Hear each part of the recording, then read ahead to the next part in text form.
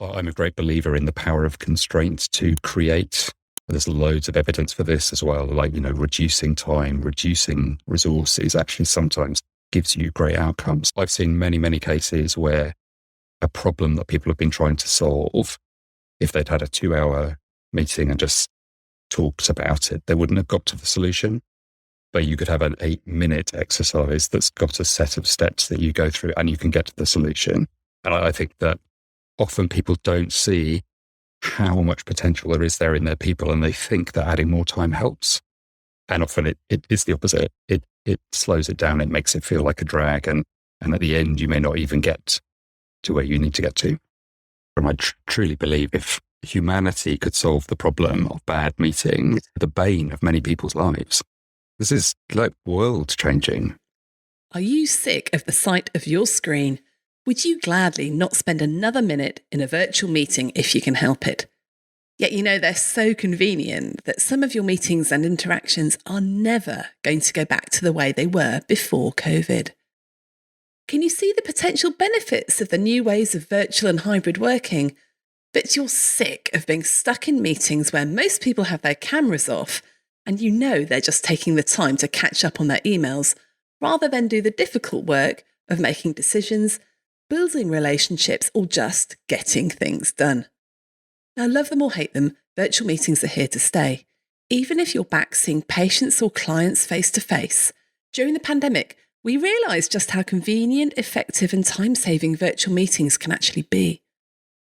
So why is it that we're longing for the days when face-to-face meetings were the norm rather than the exception?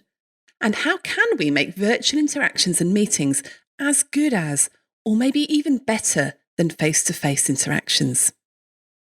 In this episode, I'm joined by John Monks, a facilitator, team coach, and author of a new book all about how to design better online meetings and interactions.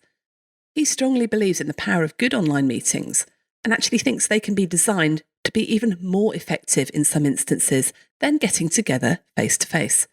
Let's face it, most of our meetings are badly run and are massive time saps. But by spending just a few minutes before the meeting thinking about what type of meeting it is, who's going to be there, and what you want to achieve, you can design an experience which is way better for everyone. In healthcare, we urgently need to spend more time building good relationships and reducing the isolation which can come through working on the front line in this post-COVID world. And we need better team meetings where we can support each other and solve the wicked problems of workload stress and burnout. This episode might just help you do both. So listen if you want to know the difference between a meeting, a presentation and a workshop, and why we get this so wrong. How to design an online interaction or meeting which energizes and enthuses rather than drains and demotivates. And why giving people simple exercises with limits and boundaries in meetings can improve problem solving and creativity. Welcome to You Are Not a Frog, the podcast for doctors and busy professionals in healthcare and other high-stress jobs who want to beat burnout and work happier. I'm Dr. Rachel Morris, a former GP, now working as a coach, speaker and specialist in resilience at work. Like frogs in a pan of slowly boiling water, many of us have found that exhaustion and stress are slowly becoming the norm. But you are not a frog. You don't have to choose between burning out or getting out. In this podcast, I'll be talking to friends, colleagues and experts, all who have an interesting take on this, and inviting you to make a deliberate choice about how you will live and work. Before we get to the episode, I wanted to mention that in June, we're reopening the doors to the Resilient Team Academy, a membership for busy leaders in healthcare who want to support their teams for resilience, well-being and productivity without burning out themselves. We know that for many leaders, escalating workload and staff shortages mean that you and your team are feeling increasingly overwhelmed and one crisis away from not coping. The Resilient Team Academy helps you to get a happy and thriving team by teaching you to use the Shapes Toolkit to support your colleagues, giving you all the resources you need, from monthly live webinars, which you can also catch up with on demand, to bite-sized videos, short team resilience building activities that are already done for you, and much more. And we already have several PCNs, training hubs, NHS trusts and other healthcare organisations signed up. If you want to find out more about our special discounted packages for PCNs and other organisations, then do check out the link below in the show notes. Now on with the episode. It's fantastic to have with me on the podcast John Monks. Now, John is a facilitator. He's a team coach. He's the founder of the creative leadership company called Curve. And he's also the author of a book called Closer Apart, which is about designing and facilitating better workshops online. Something we all need, John. Absolutely. So it's brilliant to have you here. The reason I thought it'd be really good to have you on the podcast is not all of my listeners are having to design and run workshops online, but almost everybody is in meetings. And almost everyone is now having to do virtual meetings, even if we're back at work with our colleagues face-to-face, seeing patients face-to-face, seeing clients face-to-face. A lot of us have still got this hybrid mix, seeing, patients on the phone or by video. And often our meetings now are run via Zoom or Teams or whatever. And that seems to be the norm for many people. Are you finding that in other organisations, not just healthcare? Yeah, absolutely. I'm finding it in basically every organisation, even ones like healthcare, where there is quite a lot of face-to-face work, which happens. The norm, I think, for many of the kind of busy, stressed people that listen to your podcast is there are an awful lot of Teams and Zoom and Hangouts meetings. And one of the things I think contributes to that busyness is, the sensation of looking at your Outlook or your Google Calendar and finding there's no windows in between either your face-to-face consultations, which many of your audience have, but for many of the professionals I work with, it's literally all meetings. And one of the things that's even more interesting and an even greater opportunity for us to think about now is this hybrid world where you get the extraordinary situation where people travel, go into the office and then plug into a computer and plug in their headphones and dial into a meeting as though they weren't in the office. So there's things which have been discovered through the unfortunate period of the lockdown that I think is the foundation for what I believe very strongly is like the future of how people get together online to do stuff that is more fun, more efficient, more sustainable, and actually just gets the busyness into something which is positive. It's interesting. I was meeting a colleague for lunch yesterday in their office area. There's lots of different offices and there are all these new little pods being put up. So you can see all these people sat in there with headphones, just like we are sat here now recording the podcast with headphones, talking to people that are in the office, but still online. And isn't that crazy? What's the point of somebody getting up, spending money, burning carbon, and going to sit in what's basically a little kind of windowless, airless, almost like a coffin inside their office when they could be, like you and I are right now, sitting in the comfort of their own home with the kettle downstairs. And, you've got benefits there. And that's before you think about the kinds of situations where people have got maybe an accessibility need that they have to contend with, or they've got caring responsibility. In a minute, I'd love to ask you that sort of office versus home dilemma, because it is a real dilemma. There's absolute benefits to both. Obviously, a lot of my listeners don't have any choice. You can't actually perform an operation at home. Actually, I say that you probably could if the patient was there and you had a robot, but at the moment, most of us have to actually see our patients to do any practical procedures. But first of all, John, I'm really interested in how you got into all of this. How did you get into looking at virtual meetings and virtual workshops and thinking, actually, we could improve this? So if I kind of wind back through the journey of my life, like you, I'm a coach. I actually kind of fell into coaching as something that I observed I was doing anyway through my job in the same way. So I trained as a coach maybe 15 years ago or so. I've been working as a change management consultant, so working in organizations, some in healthcare, some in kind of public sector like police, in big private sector organizations like Coke. And in those, I was running a lot of workshops as a way to understand what people needed. And the two of those things came together in the last few years, thinking, well, actually, there's something about this intersection of bringing people together and using coaching techniques, which at the heart of them help people understand what they can do and give them the confidence to then go and do it. And so I put these two ideas together to form Curve, which is my creative leadership company. And what we do is we help people to do what they may think to be impossible. We do that through running workshops and coaching teams. If I kind of wind back to 2018, 2019, we'd been doing almost all of our work face-to-face, going into meeting rooms, going around the world, bringing people together to normally come up with ideas or solve problems. So creating visions, creating strategies, dealing with problems that they had. And we'd started to do quite a bit of work online, but it was really seen as the only if you have to. It was very much the second best situation. And we encountered an awful lot of, it's not really possible. You can't do online what you could do in the room. Like you can't do the water cooler moments. It's impossible to really connect. You can't co-create effectively. That was the narrative that was going around. Lots of what's not possible thinking, which grated on me as a coach because I believe anything is possible if we as human beings put our minds to it. We can do incredible things. So come the start of the pandemic, when everyone locked down, all of those what's not possible was just blown apart. It turned out that it was possible, that all of the IT was sufficient, that in a situation where you couldn't say, well, we have to get together in person, people found ways to do it. So it was a brilliant unlocking of possibility at that moment. And a product that we'd already created, which was training people to facilitate online, which had been really very, very rarely taken up by people because they thought, well, why would you bother? Suddenly became our top selling blockbuster product because everybody wanted it.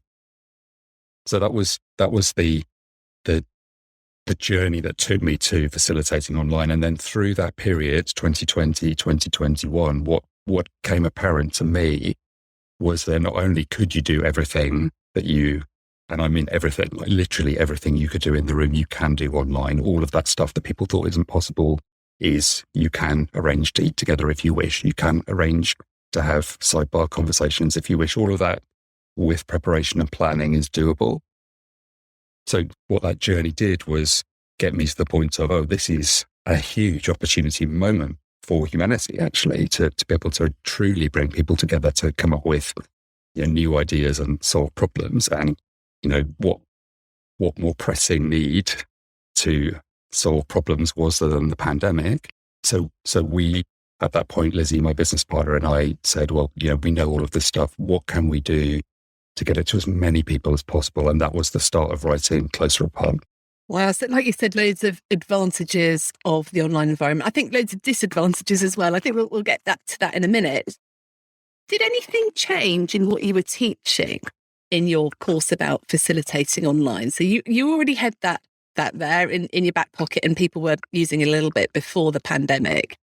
What did you realise and learn during the pandemic that might have changed what you were teaching? Yeah, well, it was a lot of things that were always possible, but we discovered, were actually pretty easy. So if you remember the last time that you and I spoke, both of us were out walking. We were able to get into nature. That's, I'm a true believer that is a great way to stimulate your creativity, but it's also a super way to relieve stress. And think about the platform we're on right now, or Teams or Zoom, or even just a WhatsApp call. All of this exists on your phone. So there's absolutely no reason you couldn't get a group of people together online and all go for a walk. So I suppose what changed was an opening up of possibility, a willingness on the part of our clients to try things that maybe they wouldn't have tried before. And then something that I know that you're really, really interested in is, how do we stay sane? Like, how do we have a work life that stays in balance?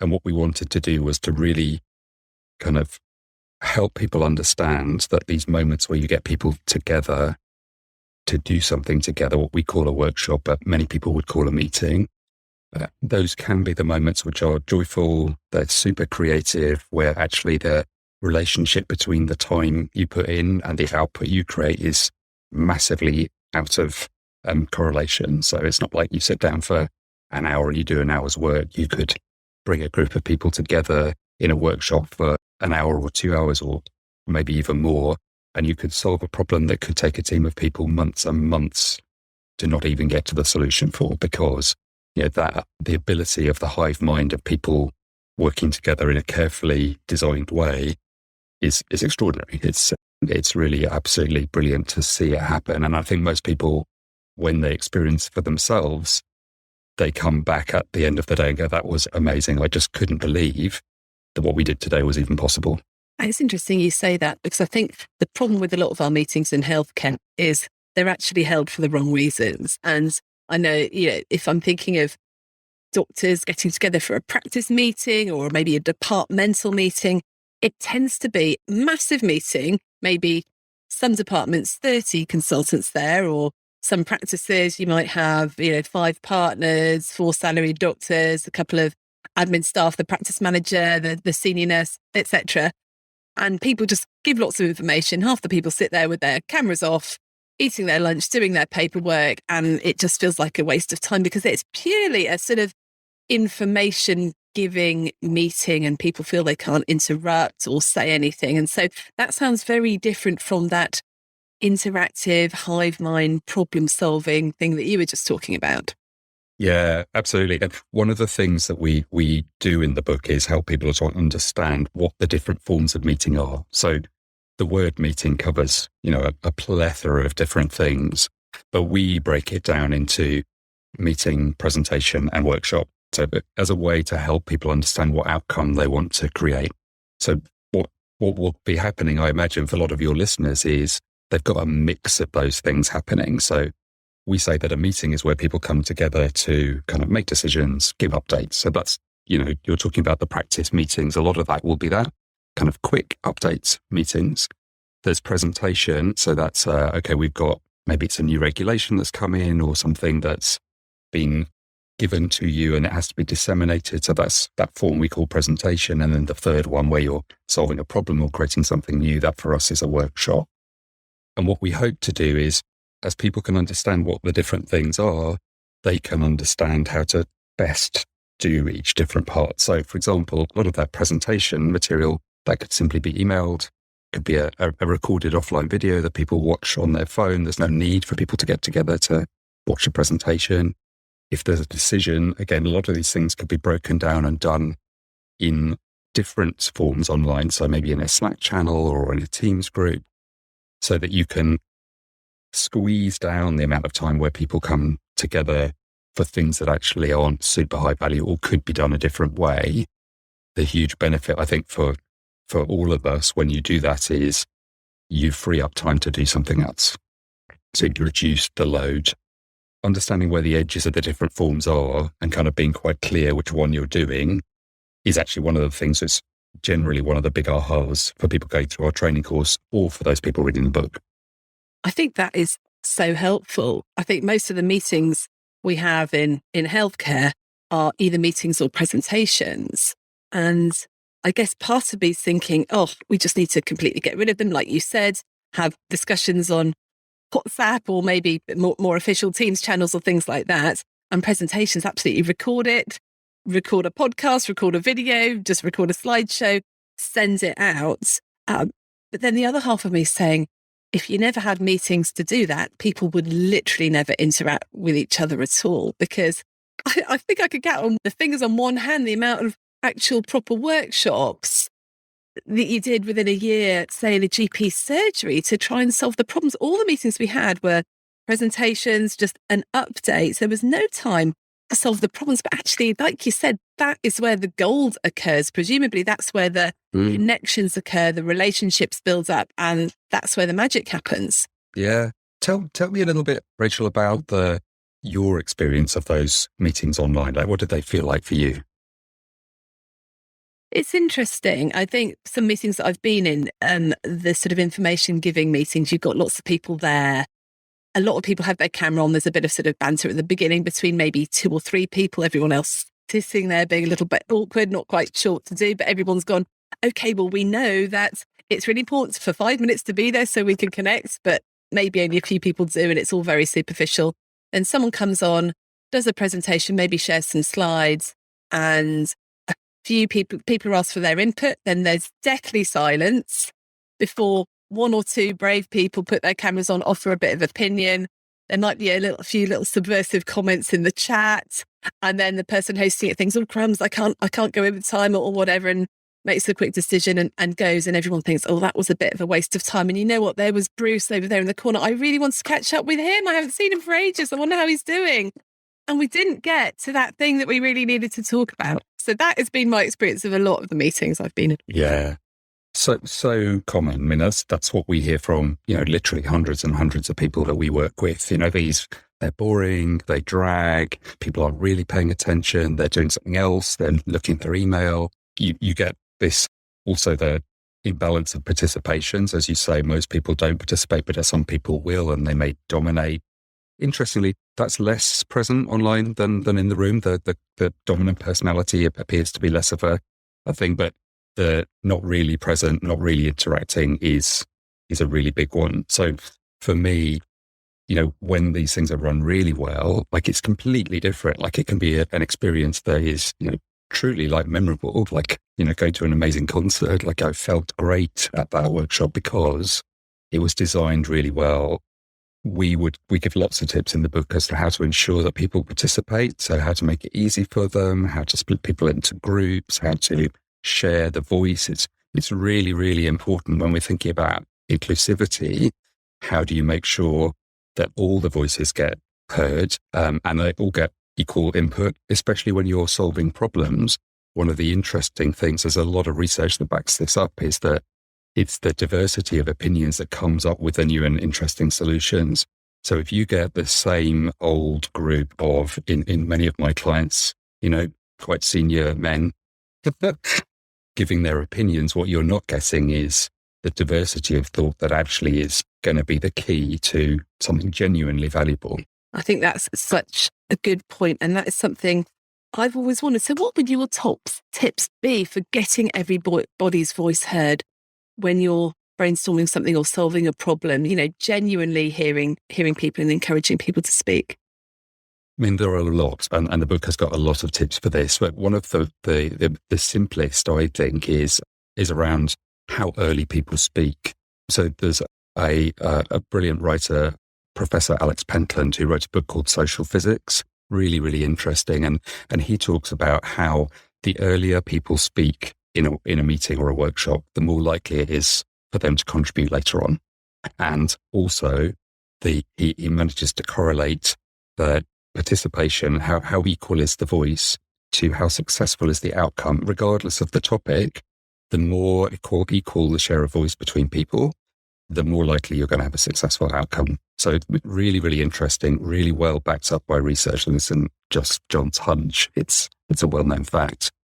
So an easy way to do that is to design an exercise right at the start of the workshop where everybody gets, even if it's only a few seconds to talk, they all get to talk. So in a meeting of, say, 10, like your practice meeting you were describing, that's pretty easy. You could have a simple question like, what did you have for breakfast? Or, what can you see out of your window? I like to steer away from the worky stuff because that comes later. So something that just gets everybody's voice heard. If you've got a much bigger group, I mean, one of the huge benefits of online is I could run a workshop of 500 people in a few minutes' time if we had their email addresses. So, of course, 500 people speaking, that's going to take a lot of time.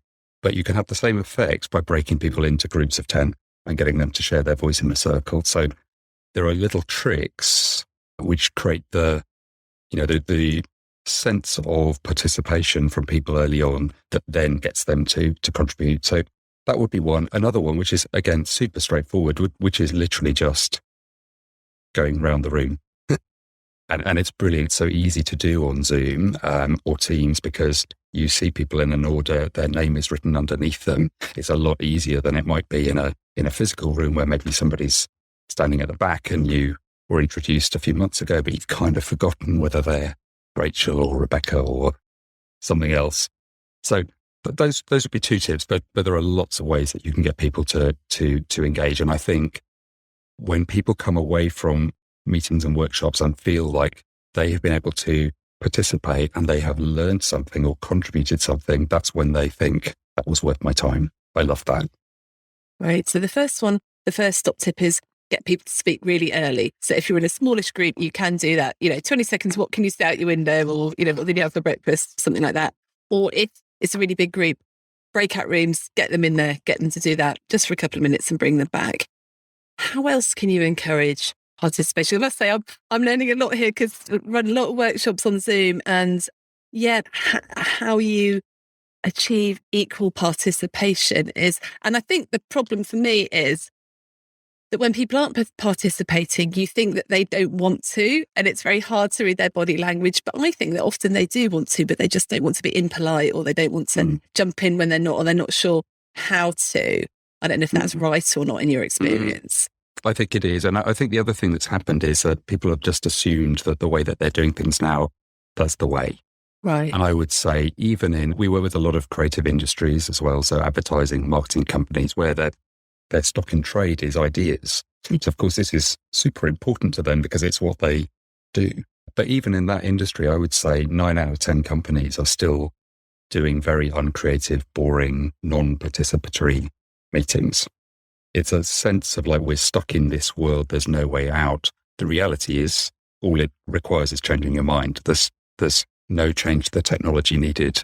There's nothing that they don't already have. So that's where the coach in me is kind of crying out to say, you can do better, you can do it. And in Curve, our kind of mantra is we are enough. And we mean that as like, we as individuals, we're enough to solve our own problems. We as teams and organizations, we can sort out our challenges. And we as humanity, I think this is the really exciting one, we as humanity can solve the challenges, the big challenges we have in front of us, climate change, pandemic, et cetera, if we can effectively bring our minds together and create that circumstance. So to go back to your question, like other ways to get participation in, I think is breaking out of the norms. And one which comes up again and again, and I think you referred to it already, is being distracted. And my tip for that is just acknowledge that it's true for you. So one of the things about doing a workshop or a meeting online is you're necessarily doing it on the same device that you do your email and your WhatsApp and your Slack channels and all of this other stuff, which is not only is it there, but remember that these companies have spent literally billions of dollars ensuring that you're distracted by them. So every individual, you, me, anybody else, we're fighting a losing battle. So just acknowledge that up front and then just give people some tips like, it's helpful if you close all the other browser windows, turn your email off, put your phone on silent or do not disturb. So just giving people tips and not making it feel like it's shameful. We're all being bombarded with things that demand our attention, especially if you're in a busy, high-stress job, which many, if not all of your listeners are. So A, acknowledge, and then B, kind of just make sure that every minute of your meeting and your workshop is valuable. Because if it is, you're not going to get distracted because you're engaged. That's the golden question, isn't it? How do you make sure that every single minute of your workshop is valuable? Yeah. Well, we've got some great resources in the book, of course. Also on our website, and I'll share the link in the show notes. We've got some tools, and one of the most powerful tools is what we call the remote workshop planning canvas.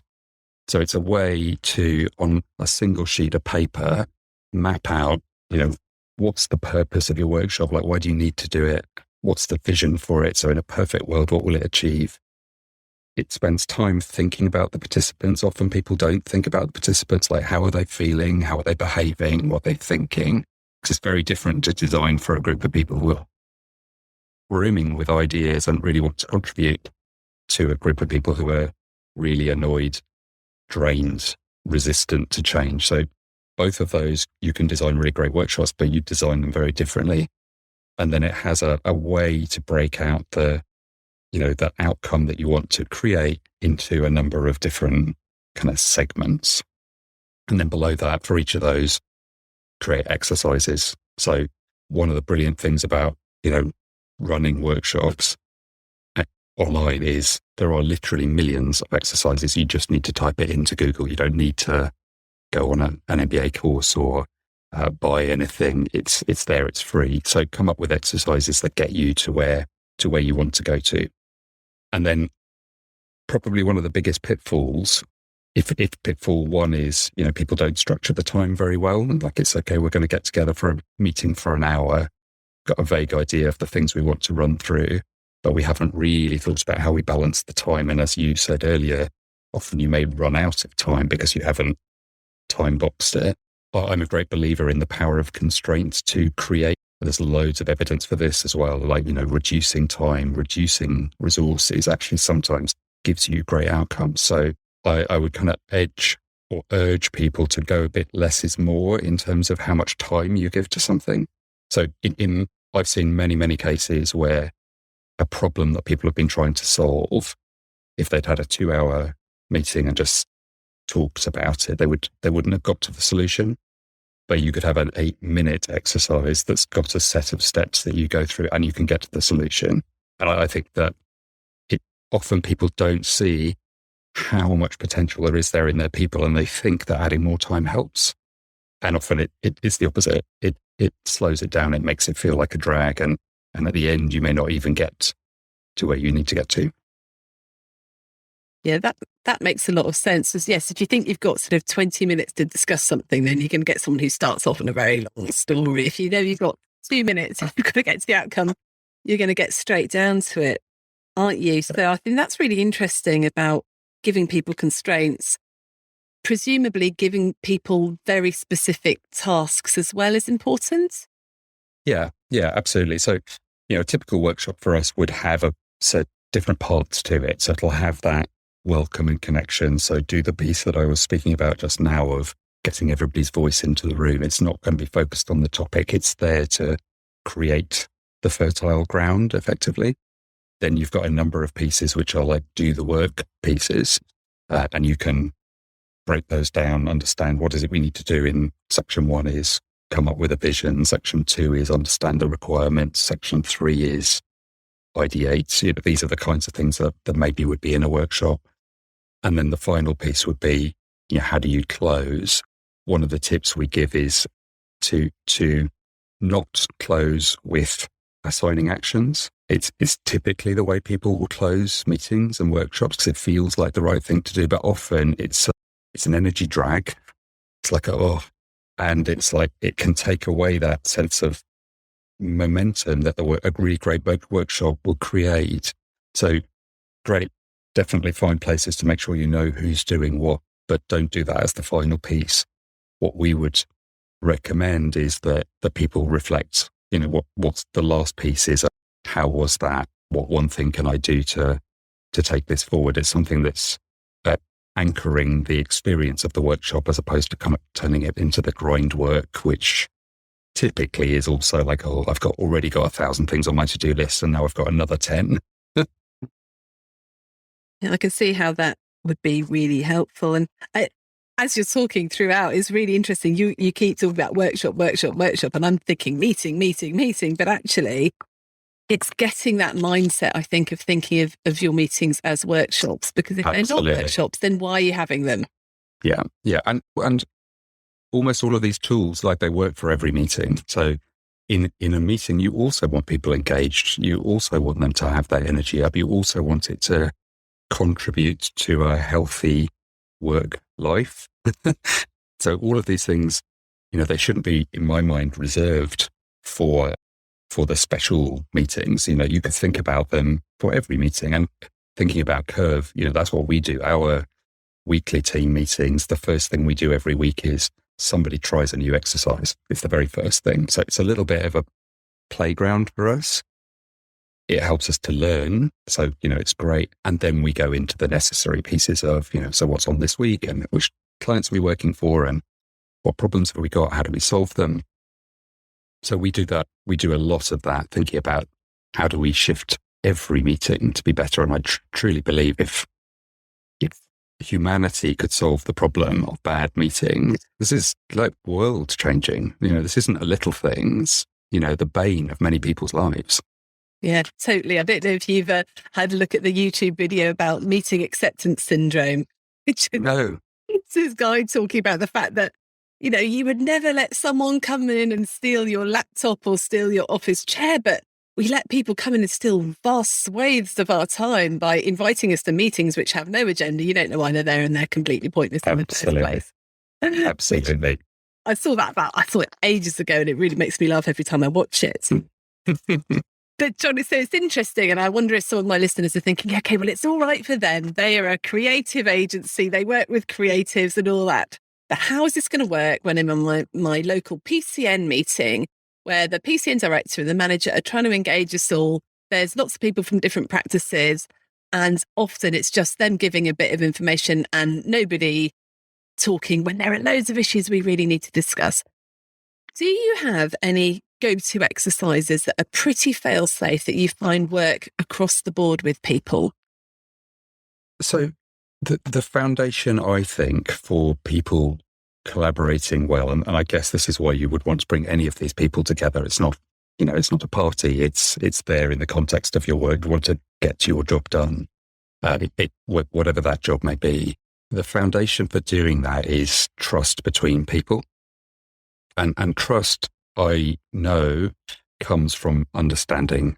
So I would say, one of the things to do, and it's very, very easy, is to create exercises that generate even a very small piece of understanding of each other as humans. So an exercise we really love is called Tell Me More. We put people into pairs, so we pair them off in breakout rooms of 2 on the platform.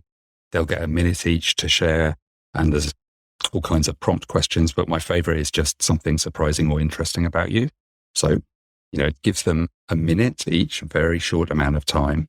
So we've got a little bit of sharing going on between people. That's obviously just one-to-one.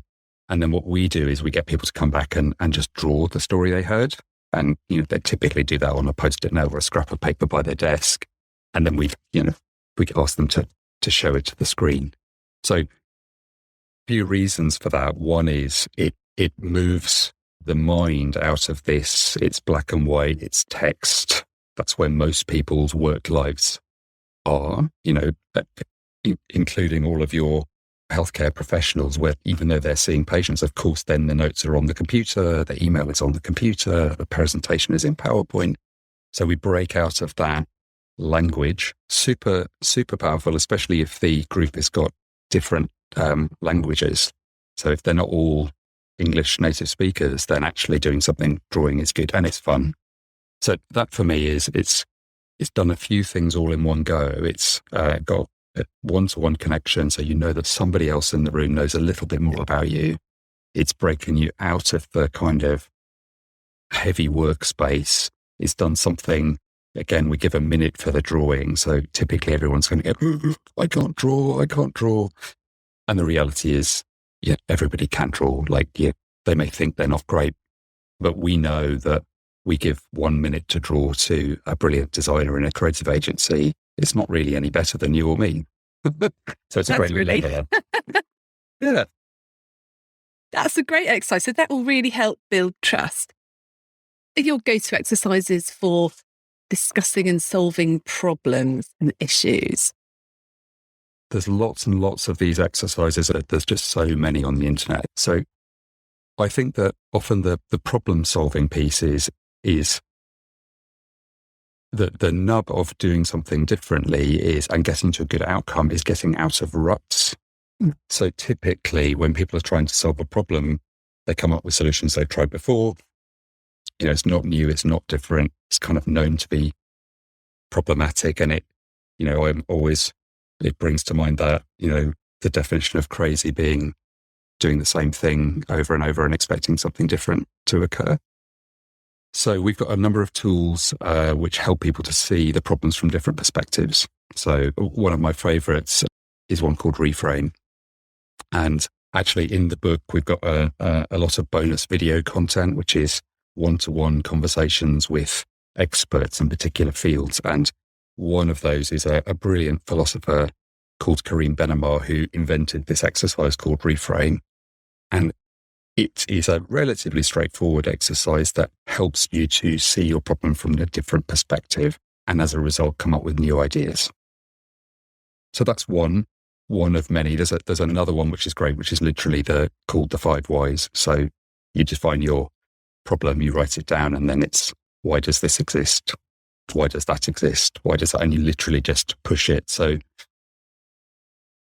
what I'd encourage people to do is to think, well, how do I break out of what I ordinarily would think? Maybe that's bringing different people into the workshop who've got a different perspective. Maybe it's using tools that help the same people who've asked the same question before do it in a different way. I love the 5 whys. They're very, very simple, isn't it? Isn't it? Yeah. Why is that? Okay. Why is that? And I think we've mentioned it on the podcast before. And then presumably you just go to each of those whys that you've got and go, well, is there a different solution that you could have for each one of these? Absolutely. And what you say there, Rachel, I think is really important to underline. Like, that exercise, like so many of them, is really simple. And what we wanted to do in writing Closer Apart was to kind of give these skills to everybody. So it's really interesting to me. It's a great parallel to some of your previous podcast guests where you're talking about coaching and how everybody can do it. Like everybody can coach each other and coach themselves. You don't have to go on a long training course.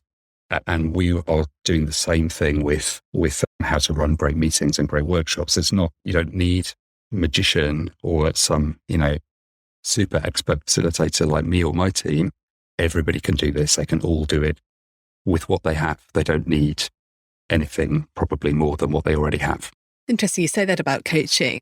And I'd be interested to know what you think about this, because I have heard about, really good meetings being run as a coaching exercise. What are we trying to achieve here? Then what's the actual problem? And then, okay, what potential solutions are there? And then, okay, what are we going to do? And doing it like that. And would you advocate that sort of approach as well? Yeah, very much so. So, it's not by accident that Curve does 2 things, facilitate and coach teams, because we see that they've got huge beneficial overlap with one another. The model that we use when we're coaching teams is, you'll know it very well, the most simple GROW model. So what's your goal? What's the reality? What are your options? And then what will you do? What's your way forward? So very often the arc of our workshop is designed around that flow. I've just got a few sort of practical questions, because I'm thinking a lot of the listeners won't be having these super long workshops. They won't have 2 hours to do meetings. They'll often have an hour, and you've got to probably fit a meeting, a presentation and a workshop in that hour. And I think typically probably you just start a meeting with, okay, here's the agenda, here's what we're going to talk about, here's the items, and then you get to the one for discussion and decision right at the end, when people have got 2 minutes left. And actually that was probably the one that was the most important or needed the most interaction. So do you recommend that you sort of mix it up and maybe even start with the decision discussion piece at the beginning? Or is there any particular thing that you'd recommend? Yeah, I think so. I think, again, as we said right at the start, understanding what's what. So, is it an update? Like, how is that going to be done? Could it be done outside of the meeting? Is always a good question. And then I think you really want to be thinking, well, what's the most important outcome for this meeting? And make sure that has, it's high up enough on the agenda. Then I would say, be tight with your timings and stick to them. So, we use timers a lot. I think timers are brilliant. People, are very open to being told or asked, you've got a minute or 2 minutes to feedback. And then I set a timer on my phone or maybe on the collaboration platform that we're using. And actually it turns out that people who thought they needed 10 minutes, they're brilliant at doing it. And it also means that it's more concise. So be thoughtful about how much time you give something. So be realistic. Make sure that you think about what less rather than more. So kind of squeeze the timings, but then help people to stick to them with some timers. So I would do that. And then the other thing that's related, so we haven't really touched on this, but there's a big section in the book on energy.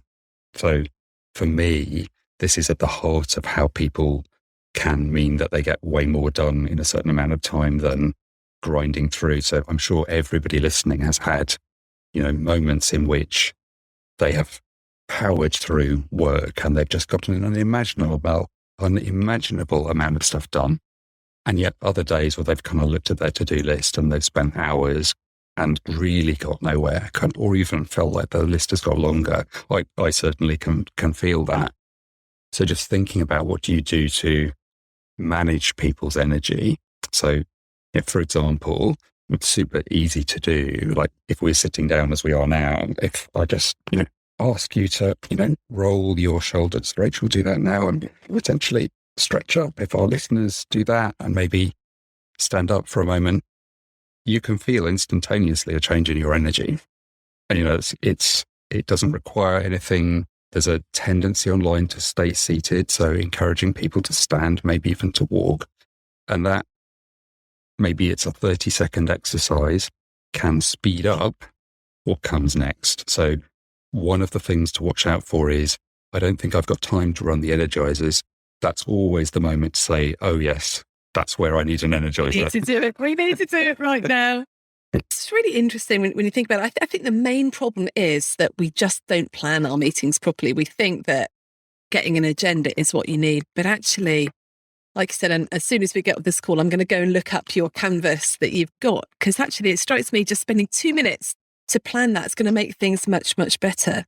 But John, I've got a few yes, but questions for you, if you don't mind. You did say, and I do agree with this, if there's something that could be done outside the meeting, like the information given in another way, you should do that. The problem is, what if it's information that people really, really need to know and you don't trust that they're going to look at it outside the meeting?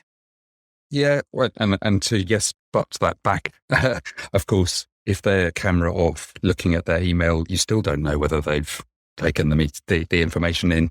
I think the key there to be more positive is actually designing a way in which people engage around the content. So, we pride ourselves in being a PowerPoint-free company. So we don't do slides. So where there's content, we present it in a way that people interact with it. So it either might be kind of a collaborative document where people work on it. There are some brilliant online whiteboards. We love Miro and Mural there too, where you can put information and then people can add digital post-it notes. So you're giving an exercise rather than, simply just talking at people. I think the reality is that, for adult life, the presentation format from university kind of on into work life is just pretty bad. So how do you find ways to make it better? It's pretty easy, actually. Death by PowerPoint. And that's really interesting. So actually, if you have an exercise where they have to engage with the stuff to do it, that brings me on to my next yes, but, because we talked about getting people's voices heard and getting the voices in the room. And then you suggested for the big group to get them into breakout rooms. Well, I'm thinking the worry there for people, if they're trying to make a decision, if they're trying to hear people's voices, I'm thinking of maybe a PCN director who's sitting there that needs to know people's opinions. But if you put them into breakout rooms in smaller groups, how do you then make sure you've heard people's opinions? Because you can't be in all those breakout rooms. Absolutely. And again, that's the huge benefit of online is you could have 1,000 people in breakout rooms, all in groups of 4 or 5. So they've got the opportunity to really have a conversation about whatever it is you've given them. And the way in which you ensure that you're hearing it all is you give them something that they're inputting into. And often, actually, my experience from, I have run thousands of workshops online, is in small enough groups, people genuinely do engage in the topic. And the biggest risk is actually that they get sidetracked getting to know more about each other because they're genuinely interested. So again, you can use some of those, give them a format to fill in. We love canvases, so boxes to fill in with clear instructions and then timers. So, you've got 4 minutes to do this and continually nudging through the chat. And all of that's really easy to do. Much, much easier than if you brought 200 people into a room, because the noise alone is a huge challenge. Yeah. And when you say small enough groups, how small is too small? How big is too big? Yeah, for breakout groups, I think the sweet spot is 4 or 5. It's a really nice group size, especially if you're not having very long exercises, which for us, we typically don't have any exercise that runs beyond 20 minutes. That would be a really long exercise for us, but they're often 10, 15 minutes long. So that gives each person enough space to contribute. I would say in small groups, you can get up to kind of eight-ish, but beyond that point, you're going to have necessarily some people stepping back. And then for the bigger pieces of explaining exercises or presenting important information, then of course, the sky is the limit really in terms of how many people you could have. So really using these online collaboration tools, and you said Miro and Mural, two good ones, is that right? That's right. Yeah, those are two that we love. I mean, there are so many. I would say that, one of the tips we give in the book for technology is keep it as simple as you possibly can. There's often a tendency online to go for something that's shiny and, all bells and whistles. And of course, there's going to be uses for many of these things, but especially the kinds of things maybe that you've been talking about where you might have members of the public involved or people who really aren't that tech savvy. The simpler the tech, the better it's going to be. So we actually run a lot of workshops with simply a shared Google Doc.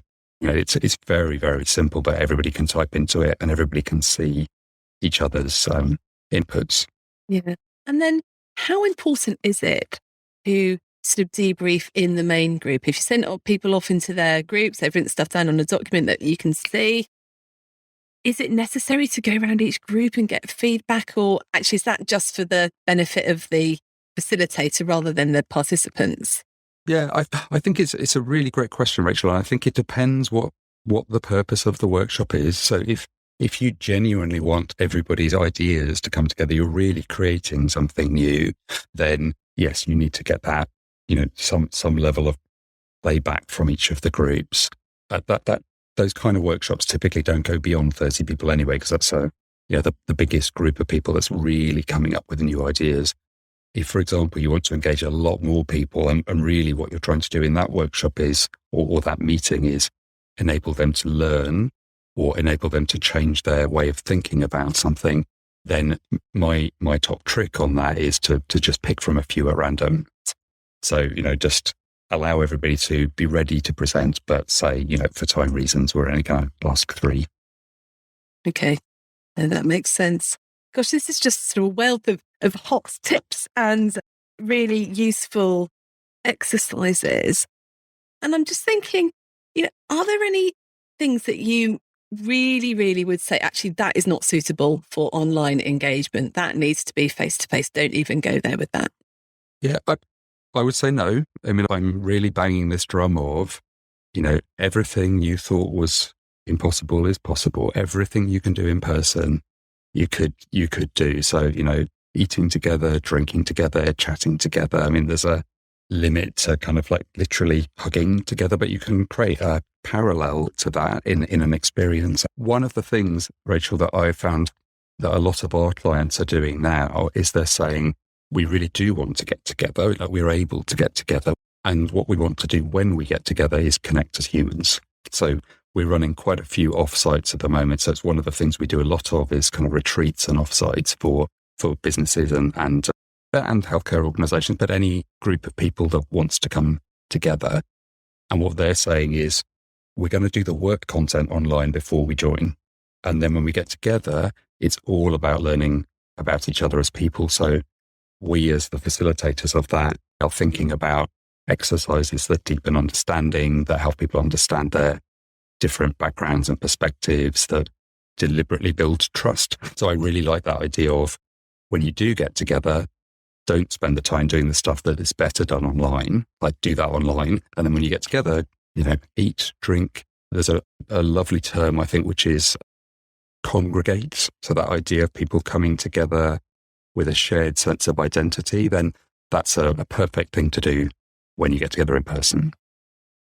And I love that idea. And I love the way you've put that. It's been something that I've been thinking about for a long time, actually. That's been really helpful because, I think we waste those moments of congregating. And I like that. And I've had lots of feedback from our listeners, particularly the ones working on the front line, that even if they are still on the front line, it's still much, much more lonely. It's much more isolating because you're going to see the patients, then you're coming back into your office and you're sitting on Teams or Zoom and you're not seeing your colleagues in the same way, apart from maybe there will be a face-to-face meeting where you're just given a presentation. And what a waste of time, actually, if that presentation could be as a video or as an online meeting. And then when you meet face to face, that is for that trust building and the getting to know each other, those ad hoc conversations, which we know are so, so important. And I think that is one thing that in healthcare, we do not do enough of, and that is team building and team development. Now, I know I don't like those words, but we're both team coaches, aren't we? We know the importance of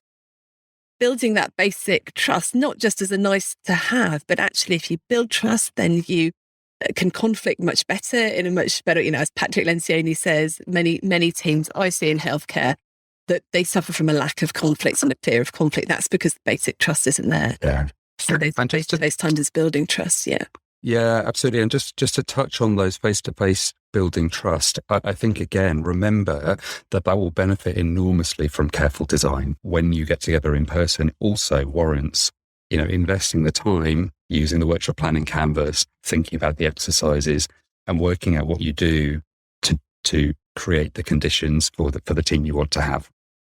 I think as well, we are forgetting the importance of just the one-to-one connections as well. The fact that you can just wander to someone's room and have a coffee or go for a walk or have lunch and things. And the final thing I just want to touch on, because I heard this on a Harvard Business Review podcast, I think, fairly recently. And this is this thing you've already mentioned about diversity and inclusion.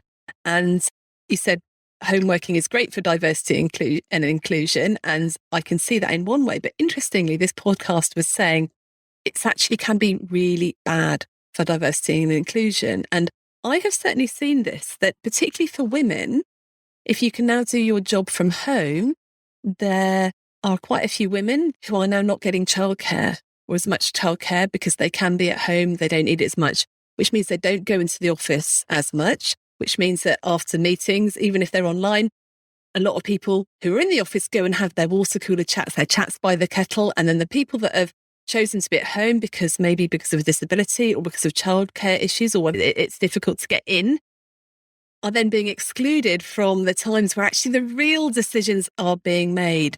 And this has disproportionately affected people with children, women, I think people with disabilities. Have you heard that? Yes. I have heard that. And I think assuming that people want the best decisions to be made, and they do want to do that, they want to include everybody who wants to be included. The answer is you have to design that. You don't do it by accident. You don't rely on the corridor chats. That's the way that really has everything stick the way it was, senior, old, white men making all the decisions. But it's easy to design a different way. So do that design. So I think, yes, there's certainly some ways in which maybe this is not as good for some people as for others. And it's easy to design them out. I think the problem is where people don't think about it. And I guess the other massive advantage of the online meetings is that they can be recorded, right? So if you can't make it to your day off, then you can actually watch it and you're not going to miss massive amounts of information that was passed on. Absolutely. Recorded, transcribed. There's actually a tool that will do live translation. So if you've got somebody who's, got a reasonable level of one language, but actually it's much better in a different one, you can get that done live. It's all possible now. And to go back to the collaborative documents, the Google Shared Doc or the whiteboard, a lot of the benefit of that is that people actually record for themselves. So not only can you have an audio recording, but you've got what in a physical room might be kind of illegible post-it notes stuck to a whiteboard. It's like there's nothing illegible when you're typing it. No, and you know what? That made me laugh. The amount of times I've come back with 20 flip chart pieces of paper, and I'm like, yeah, no, I'll get this down and get this to you. And that never happens because I'm like, what did that say? No idea. You're right. You have a sort of ready-made documentation. So what I'm hearing is actually meetings could be improved just by spending a couple of minutes designing them. There's tools everywhere that you can use, and there's exercises that you can use. There's exercises for everything. And even in a busy healthcare environment, even if you've got a short 20-minute meeting, there are still ways that you can improve it. And maybe what we should be thinking more about is when we have the face-to-face interactions, focusing on that building trust, those ad hoc reactions face-to-face. And so not entirely relying on the online stuff, but making sure you use the right tool for the right job. And I love the thing like you said at the beginning, the aha moment for me is, is it a meeting? Is it a presentation? Or is it a workshop? And having that idea that most of our meetings actually should be workshops, and then the other stuff gets delivered in different ways, I think is really helpful. Absolutely. If that's the one aha I'd love people to take away from listening to this, that would be it. Brilliant. So we are definitely out of time. I've taken up a lot of your time, John, but it's been really helpful to me. If you were to give people top 3 tips for getting better online interactions, what would they be? I think number 1 tip would be just think about what you can do with the tools. I talked about walking earlier. I think it's probably the biggest overlooked tool, if you want to call it that. There is nothing to stop any 2 people getting on a phone call and walking outside. It's a brilliant way to shift energy and to create ideas. So that's my number 1 tip. Get on, and this can also be done in Zoom and Teams and Hangouts. All of these things have phone apps too, and you can run breakout rooms. All of that is possible. So walk, move, get outside. The second one is to think about the energy. So one of the things we say in the book is excitement and fatigue are both contagious. So you could have the yawn that ripples around the room, but at the same time, you could get the oh, I'm excited. This is something, almost like being at a pop gig. So what do you do to build that energy? So tip 1 could bleed into tip 2 because walking is a good way, but short energizers. So something that helps the team to have a clear mind and a good energy. And then the third one, I think, is just about understanding your participants. So no, not just what do you want to get through this? Okay, I'm going to put 4 things on an agenda. Start with who's coming and what do I want to achieve? And a great way to do that is to use our planning canvas as a framework to help you think through in an orderly way. Great. And will you put a link to the planning canvas? Absolutely will.